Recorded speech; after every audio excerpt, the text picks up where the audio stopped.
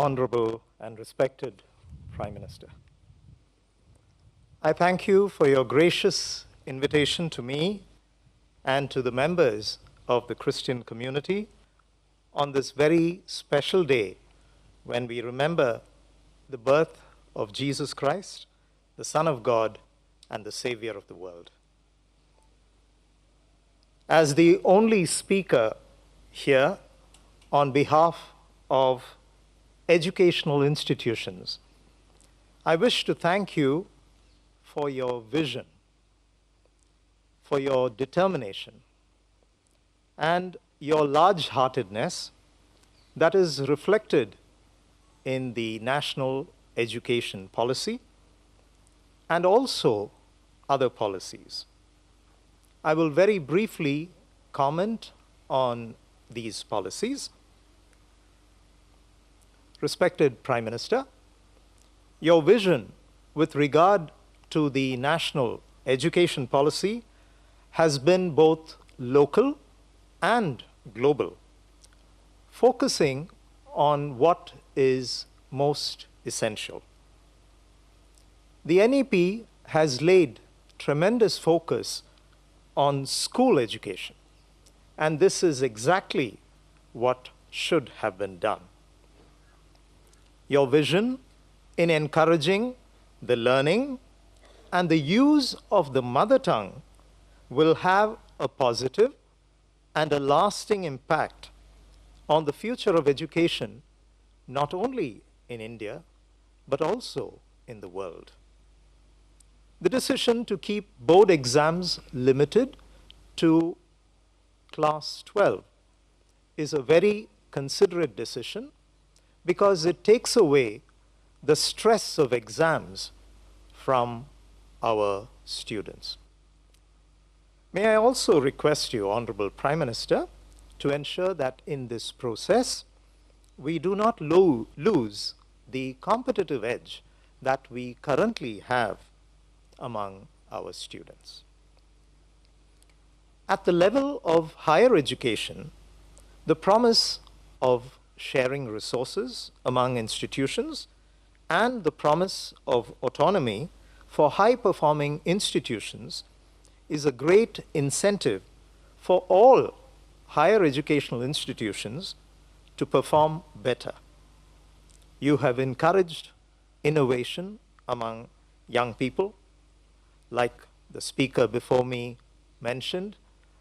You have encouraged sports and good health, not only among young people, but also among senior citizens.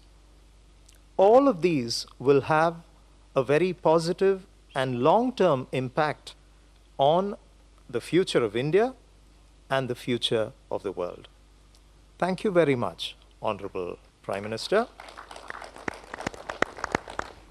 Your practical vision of the neighborhood first policy has been eagerly put into practice by St. Stephen's College with its successful Young Leaders Neighborhood First Fellowship Program.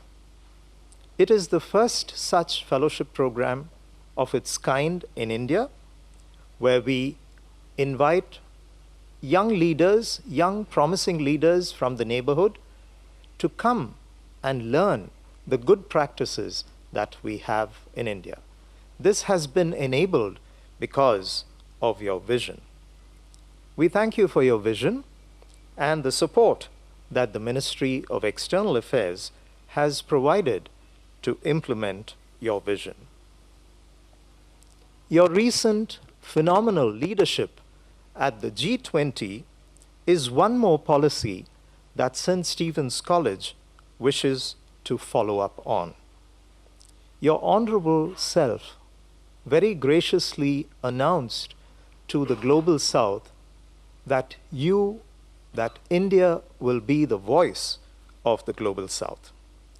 St. Stephen's College has just now recently placed before the Ministry of External Affairs a proposal to share the intellectual capital and exemplary skill sets that India possesses as a part of the promise that you as a visionary and responsible global leader made to the global South. Thank you, respected Prime Minister, for what you have done for India and for the world. In telling the world that India wishes development in an equitable manner and following it up with decisive action, St. Stephen's College assures you our strongest support in these visionary steps that you have taken.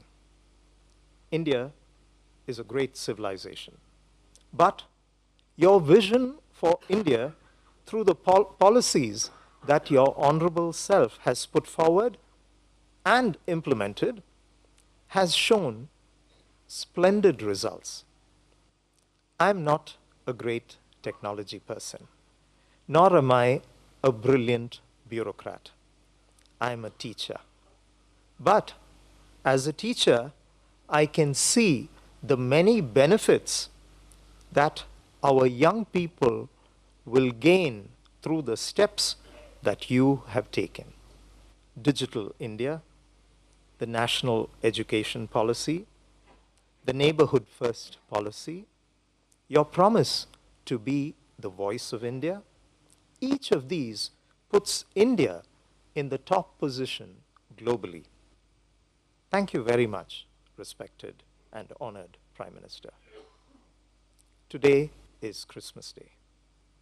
Last night, we had our Christmas service in our small chapel in the college.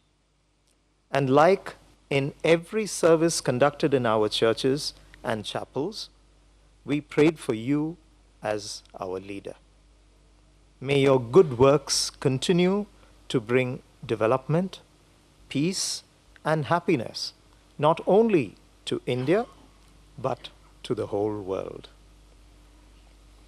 I'm aware that you are very fond of one of the oldest languages in India, and therefore, I would like to conclude my speech here in a language that you love. மாண்புமிகு பிரதான மந்திரி அவர்களே, இந்த சிறந்த நாளில் நான் கிறிஸ்துவின் அன்பை உங்களுக்கு வழங்குகிறேன்.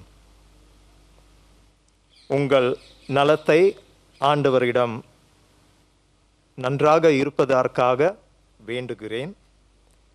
நீங்கள் செய்த எல்லா நல்ல காரியங்களுக்கும் ஆசிரியர்களின் சார்பாக உங்களுக்கு நன்றி செலுத்துகிறேன்.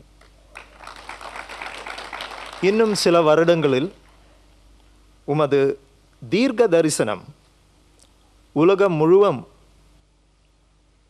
வாழ்த்தும்படி இந்தியாவிற்கு வரும். நன்றி, நன்றி. உங்களுக்கு கிறிஸ்துவின் பிறந்த நாள் வாழ்த்துக்கள், புத்தாண்டு வாழ்த்துக்கள். நன்றி. Should I translate it?